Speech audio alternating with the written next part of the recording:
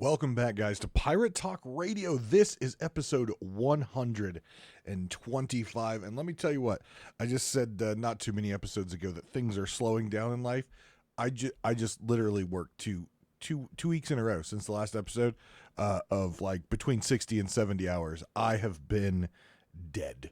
I have literally got home, went like laid on the couch and fell asleep at like 8 o'clock, 7 usually. But it's like 7:30.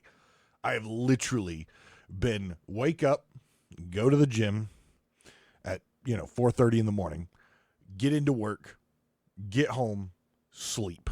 That has been my life for the past 2 weeks. It's absolutely insane. We have, however, had a couple streams of Sea of Thieves on Saturdays. No matter how tired I am, I committed at the beginning of this year that I wanted to put out more content for everyone. And I'm doing the best that I can. And one of the ways I'm doing that is we're streaming every single Saturday, Sea of Thieves at 1 p.m. Eastern Standard Time. For those over in the UK, that's about 6 p.m. Eastern Standard Time, your time. So sailing with friends, and you can check that out at on Twitch, twitch.tv/Davrim, or if you prefer watching on YouTube, you can check out the Pirate Talk Radio YouTube channel. So that's youtube.com/@ Pirate Talk Radio. And you can catch us every Saturday, so long as I don't have an event or something. I've been doing pretty good on it. I'm going to keep that up. It's kind of built into the schedule now, and I've been trying to get back into it. I would like to get more streams in during the week. As I said, I came home from work and went directly to bed. So I definitely have some ideas to bring more content, not just Sea of Thieves, but other things to the channels and things like that. So working on it, but obviously real life work, y'all know how it goes. That comes first because that's what supports the household. So trying, but if you want to catch any of the live streams right now, every Saturday, 1 p.m. Eastern Standard Time. And again, that's 6 p.m. British time if you're over that way. If you're somewhere else on a different time zone, use Google time zone thing, because it'll tell you. So there you go. But we have been playing Sea of Thieves on Saturday. It allows me to keep up, obviously, with the game. Season 11, we're going to get into it. I think some of the ideas that they implemented with Season 11, I think have been really good, but the implementation has been bad. And we'll talk about that this episode. I want to go through that launch weekend of Season 11 and, quite frankly, how bad it was. And since then, we've had multiple maintenance windows where the game has been taken down. One extended maintenance where they patched some things specifically around server performance. So we'll dive into that and how that has affected the game since Season 11 started. So let's dive into it. I specifically called out and said that after Season 9, after the length of Season 9, and how as Season 9 progressed, the quality of life things that they put in, the fixes that they put in, started to break down. It was like the fixes they put in were like made of really brittle material, and as the season progressed, as more and more people walked on that brittle material, it just slowly started to crack and crumble away. And then we saw the same thing in Season 10, where overall, Season 10 was relatively stable, didn't add anything really new, and again, they had server performance issues. They never got back up to a full server of ships, and they just continued to struggle, and things that they had put in place slowly just crumbled. So I specifically called out that they did a great job of making sure Season 10 ended in 3 months. They did a great job in that. They got to that cadence where the season was a season. It was a season based on industry standards, which is 3 months. Not to say that, industry standard is always correct, but that's what they were trying to achieve in the very beginning. So being able to finally get back to that cadence where they ended a season in 3 months was very exciting. But I also said that they needed to come out with Season 11 knowing that there wasn't anything really new I say new in the biggest air quotes that I can, because the UI revamp, the diving to events, those kind of things are very good and very new as far as concepts and things that players have been asking for a while, including a prestige system with all the trading companies. And I said, in order for this to go over well, they needed to execute well. They gave folks, long-term players, a way to quickly get into fights. People who don't have a lot of time to play quickly get to an event, do an event, and sell off and log off. They did all these things that we've been talking about and providing feedback on.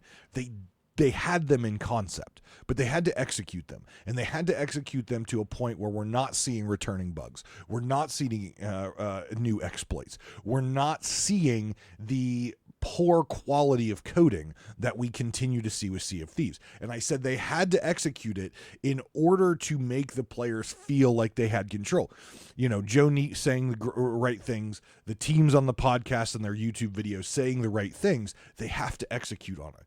And unfortunately, they didn't. They did not. The UX is in there, and it's amazing. There's less clicks in order to get to the critical information.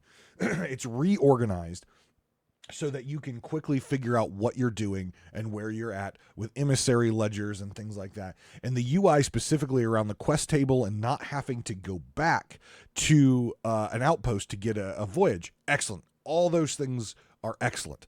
And all those things in concept showed up in the game. It was I won't even say the little things. It was the critical things that challenged. One of the biggest things that was quickly realized by players, and it took Rare 2 weeks in order to get this under control, and multiple maintenance windows.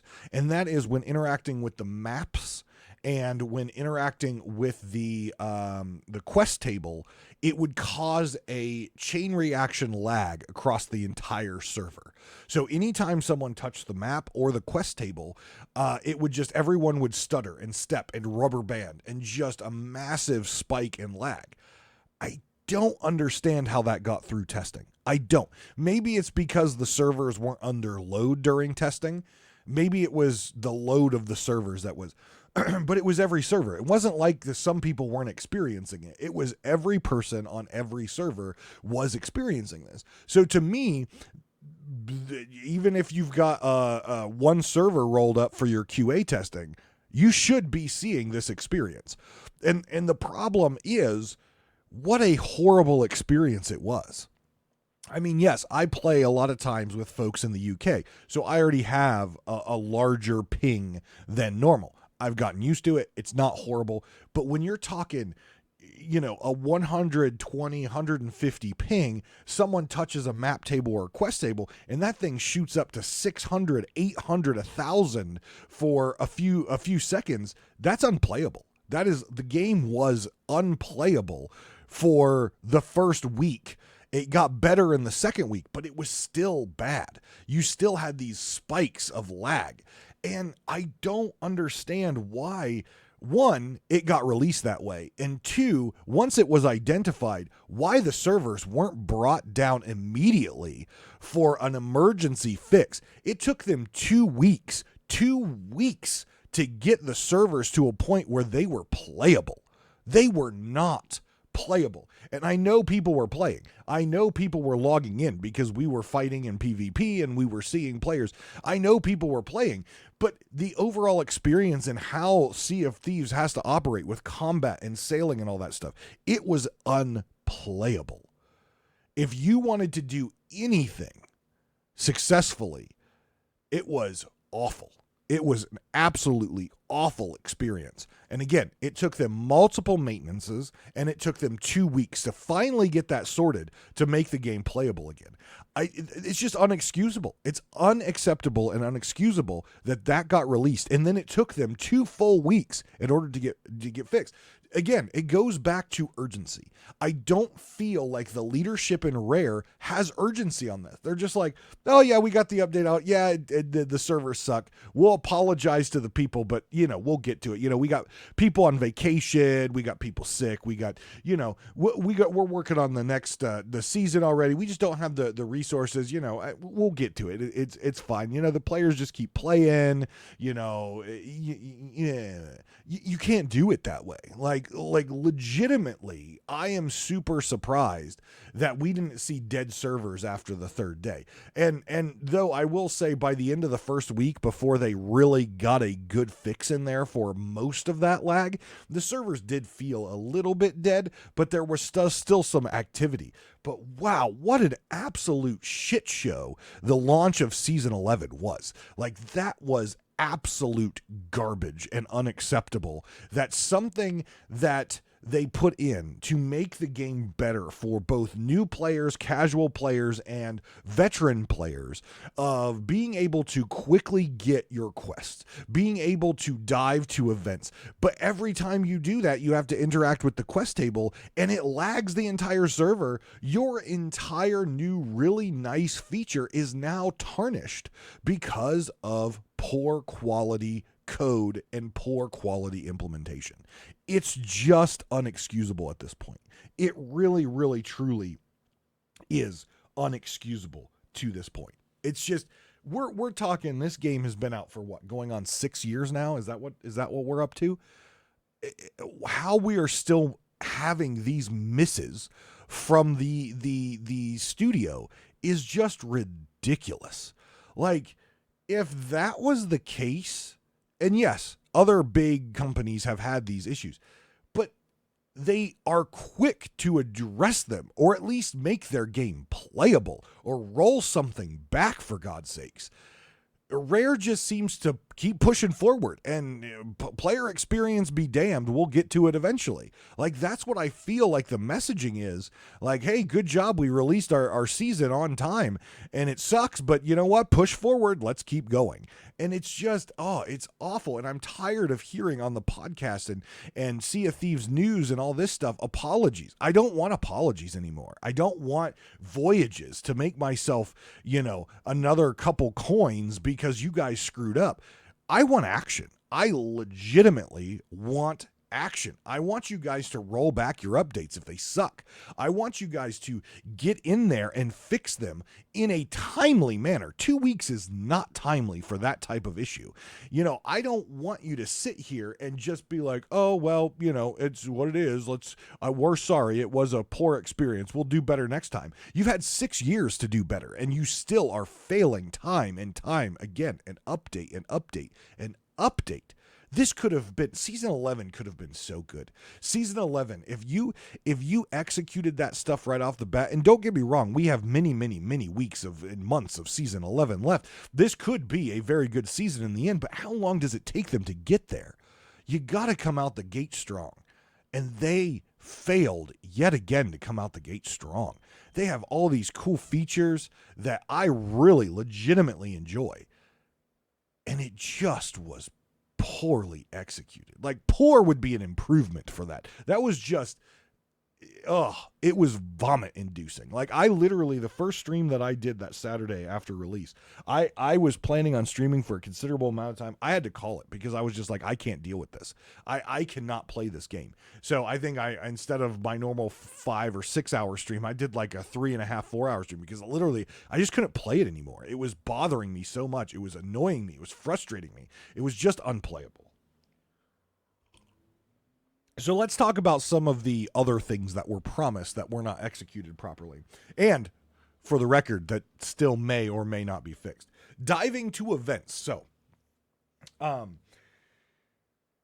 one of the things that they mentioned when they talked about this new system is that when you dive to a raid or you dive to an event, you will be diving to an uncontested event. And when you're there, people can't dive on you. That was completely missed. Completely missed. I don't know if a trigger didn't get set right in the code. I don't know if they were originally planning for people not to dive on you or you to dive on people, and they announced it that way, but the actual implementation was completely different. I don't know, but the fact of the matter is it doesn't work. You will dive onto players, and players will dive onto you doing events. It's you can see it on YouTube, you can see it on streams, you can probably based on the amount of people who listen to the show, you've probably at least half a dozen of you have experienced this. Again, when you've got servers the way they are, there's a good chance that you do get to dive on a good event, and you won't get dived on just because players aren't diving. They're sailing around in order to loot stack and things like that. But it's not in there. Like, people will dive onto you, and you will dive onto them. It's the promise of diving onto uncontested events was 100% a lie. Now, was it a lie because of they didn't put it in? Was it a lie because they failed to execute the code? I don't know. I'm not sure if we'll ever know. I don't know if they'll be that transparent about it. But the end of the day is it was a lie because it does not work. Period. Code names. So things like storage crates, Merchant Alliance cloth items, boxes that you pick up and interact with. Some of them are fine. Some of them still say storage crate or cannonball crate, but some of them have the long code name like bracket, Sea of Thieves 2024 underscore merchant crate underscore blah, blah, blah, blah, blah. Like, how do you miss that? How do you, like, these are the things that I just don't get. Like, when you go and you test something, in my mind, you're testing everything. You're testing voyages. You're testing items. And sure, there's you won't be able to test every little piece, and insiders won't be able to test every little piece. Hell, I know that most insiders that I'm familiar with, they log in, sail around for an hour to get their reward if they haven't maxed out their rewards, and they log off because the rewards that you get from insiders are not worth your time. Period. End of story. Sea of Thieves has from the longest time with insiders asked players to test their game for nothing. And a lot of times, there are some times where insiders' feedback do change the code. But a lot of times, by the time the insiders have seen it, most of that code's ready to ship. And they're probably not going to make significant changes to the system. It's just how it is. They do sometimes based on the insider feedback if it's glaring enough. But a lot of times I used to do insiders and provide them feedback all the time. And I gave up because I would provide them feedback of shit that's broken and it still was broken on release. Now, maybe because I was the only one interacting with that stuff, and so there wasn't that many tickets or support tickets open about it. I don't know, but it's clear that their testing system through insiders and internal testing just doesn't work. We've seen it update and update season and season. It just doesn't work. And my guess is they do basic code regression testing, which is basically you run the code through a system and make sure that the code is solid and there's no major errors in the code. It doesn't mean that the code doesn't conflict with other code and cause things like weird names on items or bucket reg or some sort of combat bug or something like that. It doesn't mean that at all. It just means the code is legit good and compiles fine. It doesn't have any major red flags in the actual code itself, the verbiage in the code. That's all that type of regression testing is going to do. Actual hard stress testing on the code, I really don't think is being done internally. And I can tell you based on the interactions I've had with many insiders, it's not there either because you're not giving them anything worth their time. Gold, cosmetics, doubloons. Why? I am using my time to test your game. Nothing I do in insiders carries over to the legit game. So why am I doing it? You're not paying me. Give me ancient coins. Give me for an hour of testing a month. Give me $5 in ancient coins. $5 an hour. That's lower than minimum wage here in the United States. Give me $5 an hour. Give me cosmetics, you don't even have to give gold and doubloons, to be honest. Give me cosmetics and give me $5 in ancient coins, or give me $10 in ancient coins. $10 an hour, there you go. That's almost minimum wage in the United States. $10 of ancient coins for my one testing session a week, or whatever that is. I think it's a week. $10 an hour for one session a week. Just do that. At least you're paying the people in some way, shape, or form. It's not actual money where they can go and spend it on the Microsoft store, or they can go spend it on Amazon or something. They have to keep it in your game. And most likely, being someone who's worked in retail for most of my career, you give someone a gift card, 9 times out of 10, they're going to use that money, and they're going to either double it, or they're going to add a little bit of their own money to it in order to get something a little bit bigger, because they can justify it. They've got a $10 gift card. They might buy a $20 item because in their mind, it's only costing them $10, right? Or they'll buy a $15 item because it's only costing them in their mind $5, right? So do something a little bit more than that. And then more so, make sure you have a system in place in Insiders where you're not just getting people who are logging on and putting like one of those like Homer Simpson little ducks on the W key where they just jump forward to keep the AFK timer up. Like, actually give them, here's what I want you to test. And then something that actually checks to make sure they're testing it. I mean, if you're creating this program and you want legitimate testing, you have to, one, pay the people, and two, you have to ensure accountability that they're actually testing it. Yes, that's taking time away from your actual coding, but right now, you could create all the code in the world. You can create all the tall tales in the world. You can create all the events in the world, new loot in the world. Right now, your coding and QA and testing sucks. It sucks for a long time. So that's something I would put a priority around, Mr. Neat, and figure out how you can get your absurd player testing feature of Insiders to actually work and actually provide you feedback, and then actually take action on said feedback. So you don't get things like, I don't know, people diving on top of you when that was a key point that they're not supposed to do. Or, I don't know, you pick up a merchant crate and it has your literal code written across it. Like, come on. Jesus. So remember the really cool thing that everyone cheered about not too long ago? When you disconnect, you keep your supplies. Remember that? Everyone cheered about it because of all the beard errors that we were getting, and you'd lose your supplies and everything. Remember how everyone loved that, and that was a really cool enhancement to the game? Yeah, it's gone now. You die, you'll lose your supplies. So that really nice feature that everyone liked, yeah, they broke it. You die, you get disconnected, your supplies are gone. So there you go. Put your supplies in the barrels, because Rare can't seem to get their shit straight. You know who can get their shit straight? You know who can provide you quality, amazing,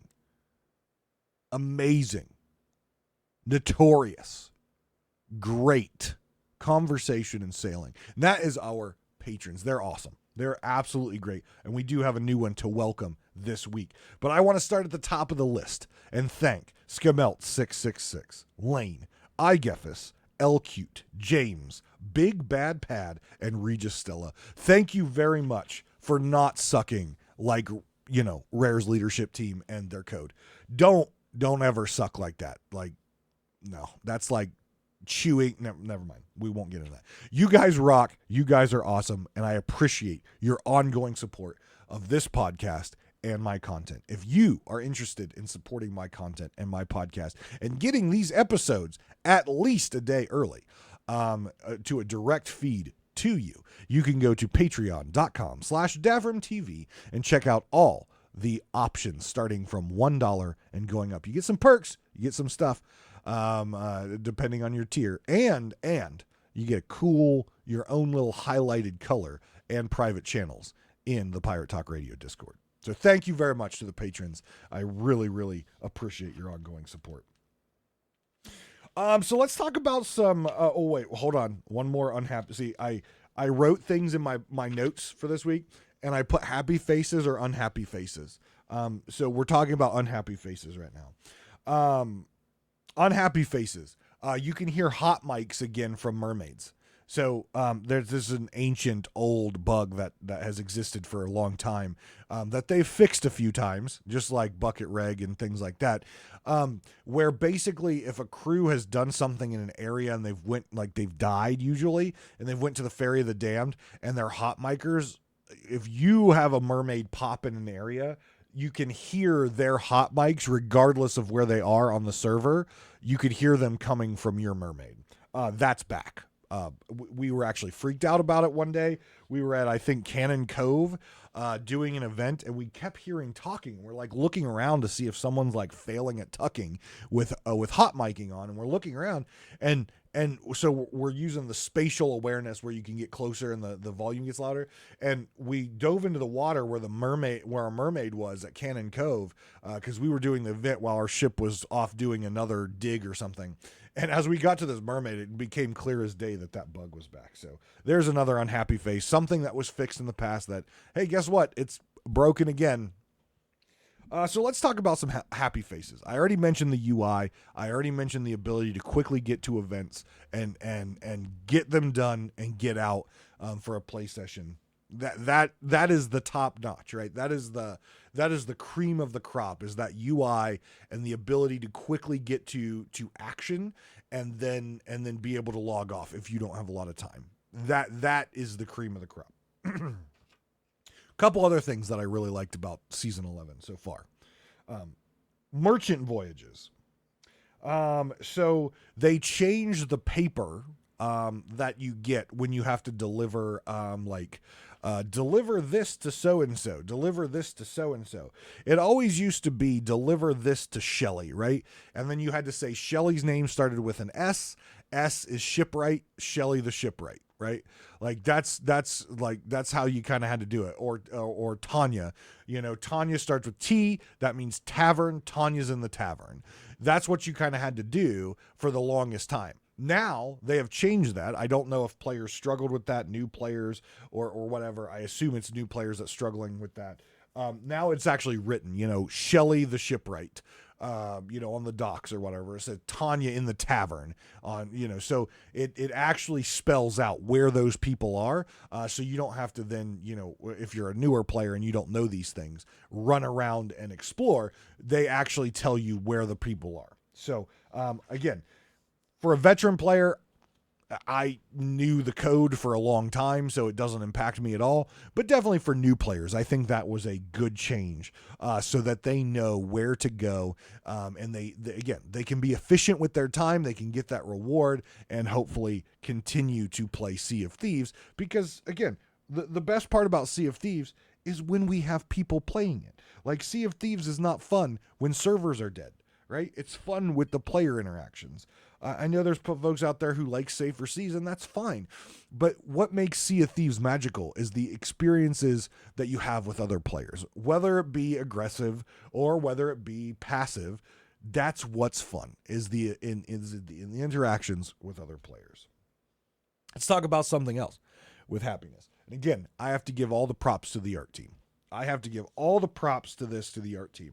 So first off, the new loot. The new loot looks absolutely fantastic. All the crystal variants and all those variants looks absolutely outstanding. I love the new skulls for Order of Souls. I absolutely adore the new chests, the nice like crystal. They almost look like sarcophaguses. I love them. I think they're really great.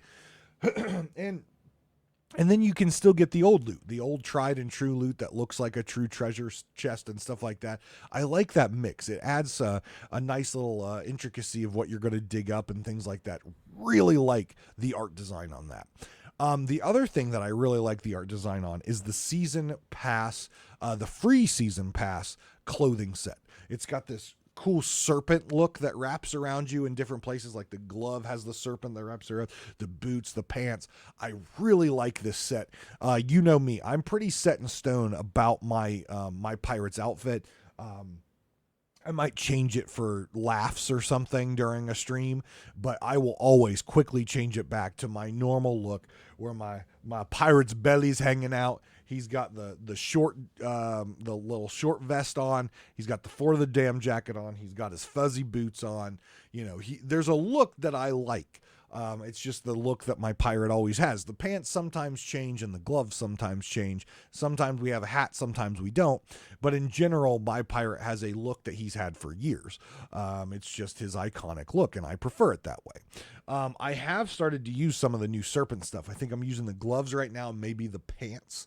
But I really like the design of this, where it really looks like someone has blacksmithed this really nice snake and like wrapped it around and sewn it on the cloth. I think it looks really, really cool. So what's your guys' opinion on the new chests, the new loot, and the new clothing stuff in the season pass?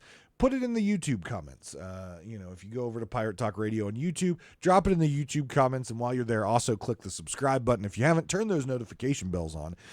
If you don't watch it on the YouTube and you want to make me cry and not go turn the sub notification bell on and subscribe and make me cry and be upset, because those things do really help. You can also join the Pirate Talk Radio Discord and put it there. Don't reach out to me on Twitter anymore, because quite frankly, I uninstalled Twitter about a month ago and I'm not looking at it anytime soon. So don't message me there. And in the show notes, there is the Pirate Talk Radio email. You can always reach me there, because that is fine to check. But social media is gone and dead for me now. If you follow me, you can keep following me. I might pop back onto Twitter someday, but it's uninstalled and I don't have any interest in looking in social media anymore. So there you go. That's how you can reach out. But yeah, let me know how you think the new art designs are with the loot and also with the clothing set. So that was kind of the initial thoughts that I had on the launch of Season 11. They've had multiple maintenance windows. They've had multiple fixes, but they had one large fix more recently. And in that large fix, they were trying to address some key things. Last Saturday, I was able to play on our 1 p.m. stream. And I was able to take a look at some of these features to see how the servers rated now that, we've got some fixes in there. So let's talk about some stuff that they got fixed and some stuff that they still failed to fix. First off, servers are better. They are better. We're not seeing those large lag spikes. We're not seeing as much rubber banding. It's still there a little bit. They still have work to do on server stability, but it's not where it was on launch. It's much improved. The game is tolerable now. I won't say it's where it should be, but the game is at least tolerable. And that's as far as I'll go with that. I'm not rubber banding as much. Mobs are not rubber banding as much, which is nice.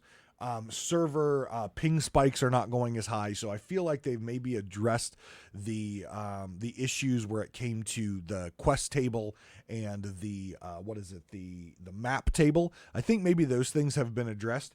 I actually, on the stream when I first started playing Season 11, every time I opened the map table or the quest table, I always said, "Oh, I'm sorry, server." Not that anyone cared or heard me, but I apologize. Again, they have improvements to do here. It's still not great. It's still not where it should be, but it's at least vastly improved from where we were, right? The dive events. Still, you can dive into contested events and people can dive onto you. So a key promise and a key feature of this particular update is still not working as promised. Again, big issue with me. If you say it's going to be this, then make it that. If it's not there, well, then you need to fix it before you release it. Because if you tell me that my sandwich is going to have provolone cheese on it, and I pick up my sandwich and it has Swiss cheese on it, you promised me provolone, but you gave me Swiss, right? And it kind of plays here because they promised me provolone and they gave me Swiss, and Swiss has holes in it because, well, let's be honest, Season 11 has had holes all throughout it. The bucket reg. Bucket reg is back in force. So when I was sailing after these servers have been fixed, after things were cleaned up a bit, I was sailing on a galleon, and my crew kept telling me to stop bucketing water back in the ship. And I'm like, I'm not. I'm literally not. I am throwing it out. I can see it fly out. I can hear it hit the water. It's going out, and they're like, well, the boat keeps filling up every time you bucket. And then I noticed, I paid it closer attention. I was throwing it out, but the water was still in my bucket, and so I was throwing it back in. So I was like doing nothing. Like, it looked like I was throwing it out, but there was still water in my bucket. So when I went down to scoop again, I was really just throwing the water back in the ship and scooping the same bucket every single time. So bucket reg is back. It's in force. It was very consistent that day where, every third bucket, the water was still in my bucket after I'd thrown it over. So after I visually saw the water leave the bucket and fly overboard, then I looked and the water was still in the bucket. So bucket reg is 100% back. And the other thing is, sometimes on those bucket regs, the bucket looks empty, but when you go to bucket again, it throws a whole bucket of water back in there. So one of the major issues that they have fixed before is now back and in force. And bucket reg is not a good thing, right? Obviously, hit reg's been a problem for a long time and still is, but bucket reg is a major issue because if you are fighting, if you are in combat and you're trying to save your ship and your bucket gets regged and it looks like it's empty and you toss it out and then it looks empty and you go to bucket again, you throw it back in, you could sink there. Like, you could have saved your ship, but instead you sunk because the game is working against you. So very disappointing to see that back. Just horrible. Quick swapping. So this was brought up, I don't remember what Sea of Thieves news, but they said that they were going to fix quick swapping. They implemented a fix for quick swapping. As we all know, quick swapping never really fully went away because all you had to do was do the quick swap button combination twice in a row and it would quick swap. It added like an extra second and a half to quick swapping, but quick swapping was still in the game. Now, based on what I've seen, I don't know if that second and a half is still there because I was seeing some ridiculous double gunners where it was just like bang, bang.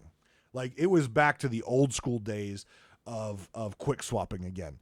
And again, these are things that are just very frustrating as a long-term player, a player who loves this game. And I'm sure many of you out there listening right now, I don't know if you've experienced some of these things that I've brought up, but when you're told something is fixed and then you turn around in an update or 2 or 3 later, it's back again. It's very frustrating, especially these exploits, these bugs, which are causing just PvP to be unfair and unfriendly. You can't quick swap on an Xbox controller. So the largest, the players who play Xbox are already at a disadvantage when it comes to that. Sure, they can play on Xbox only servers, and that's an option for them. But even me, I'm an old dude, right? My hands don't work that well. If you've logged into my stream, I love PvP. Don't expect me to be good at it. I'll miss shots, and it won't be hit reg. I will just legit miss shots. But if you expect me to start fast sprinting loot, and you expect me to start hitting button combinations and in order to quick swap my guns, I can't even hit a shot on a slow reload, let alone a quick swap. It's just not going to happen. All right, I get some good shots in there. I kill some players every so often, but I just enjoy playing the game. I have fun playing the game. I'm just an average dude with below average gaming skills, and I'm fine with that. I play games to enjoy and have fun with friends. I don't play games to be, the next, best Counter-Strike player, best League of Legends player. I'm a competitive person, but I know where my skills are, and my skills are not spending days on video games trying to get the perfect button and the perfect DPI numbers, and it's just bad. Obviously DPI switching is still in the game. That was announced that is something they're looking at, but they haven't they haven't taken action on it yet, and that's fine. They gave us a big list of things that they're eventually going to take action on. Maybe in year 12 or something, because it took them 6 years to actually start addressing hit reg. So maybe in year 12 they might work on DPI switching at their rate of coding and skill at coding and quality, but it is reportable now because they have announced that it is something that players should not do. So I know there was a crew the other day I was fighting that they all got reported. I wouldn't be surprised if their accounts get banned for it, but again, don't do it. If you're not aware, if you don't keep up with Sea of Thieves news, maybe you use this podcast as your way to listen. Here, let me make it very clear. If it's something that you think is an exploit, it probably is. DPI switching is an exploit. Stop doing it. Yes, it gives you a competitive advantage in the game because your character's bobbing all over the place. And so the character model, you can't, it's an exploit. So stop doing it. It's just don't do it. But it's still very much there, but we knew it was still there. They haven't taken any action on that. So, overall, week to week, season 11, I think is improving. But the launch was so horrible. The launch was so bad. It's inexcusable at this point. And I don't, you tune in and you listen to this show and you hear me week after week talk about these things. And for the record, I know that Rare listens to this show because when I met the developers, when I met Joe Neat, when I met Mike Chapman in Sea of Thieves Fest 2 years ago over in the UK, they told me they listened. So I know they listen to this show. Whether they listen to what I have to say or think that what I'm saying is relevant, or I don't know their business. I am not in the Rare headquarters. I don't know their head count. I don't know their skilled positions. I don't know. All that I can do is give a perspective from someone who has been in software, someone who has been in project management, someone who has been in team leadership in the IT industry, giving you my take on how I would handle these type of situations. People, in my opinion, would be losing their jobs. And I don't think it's necessarily the actual code monkeys that should be losing their job. It should be the leaders who continue to allow bad code to go out. Those are the folks that should be losing their jobs. And it should be the folks that are leading those people who continue time after time to allow these things to get through without accountability. Those folks should be losing their jobs. And I never like to see people lose their jobs. But in order to get change, sometimes you gotta shake up the pot. You gotta shake up the pot.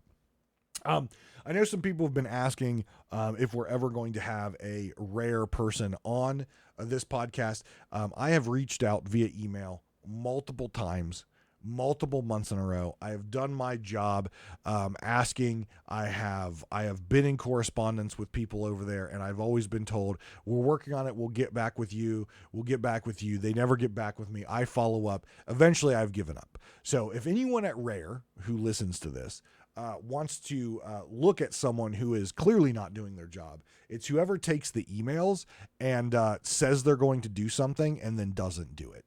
Again, I don't ever want someone to lose their job. I've met the person that I was corresponding with, but if your job is, partly to line these things up, and you send out an email that says, yep, I'll line something up with you and I'll be back in touch, and I have to continue to follow up and don't get responses and nothing ever gets moved forward, you're not doing your job. So there you go. So to answer everyone's questions, no, I am not reaching out to Rare anymore for any sort of interview. If they reach out to me, that's one thing, but I don't have the time to continue to beat down their door for an interview and not be respected by not having my stuff returned, not having my stuff returned in a timely manner, being told one thing and then it never happening. So I don't have time for that. So no, I will not be beating down their door. I will not be sending any further emails to them. I spent, I think, 3 months emailing, following up, and not getting anything back. So I'm not doing it. I'll try to line up some interviews with some content creators or some other Sea of Thieves personalities. It's just with my schedule and when I record, a lot of times I record at weird hours or I record when the content creators are actually that's their stream. So it is very challenging, just because again my real life and my real life job oftentimes stops me from doing that. But guys, I hope you're enjoying season 11. There are a lot of good things in concept. There's a lot of good things that they put in place. They're just buggy, and it's Sea of Thieves. It's sad that they continue to put out a poor quality product each and every season, but that has an amazing product behind it. It's just they keep failing, and it's very disappointing. But I hope there's at least some silver lining. I know I saw in the Discord some people really enjoying grinding out the prestige levels of the different trading companies and getting again some really really cool like captaincy banners for their ship. The Gold Hoarder one looks excellent, so I can't wait to get my hands on those. But please let me know in the comments of the YouTube video, shoot me an email, or join the Discord server. All of that information is in the notes at the bottom of the podcast or in the YouTube show notes or whatever. You can check that out and find out ways to contact me. But thank you very much, guys. I hope they continue to get better. I hope it's not weeks and weeks, and I hope it's not by the end of season 11 before everything gets fixed just to be broken with season 12. But guys, thank you very much. Take care of yourselves and each other, and I'll see you next time on Pirate Talk Radio.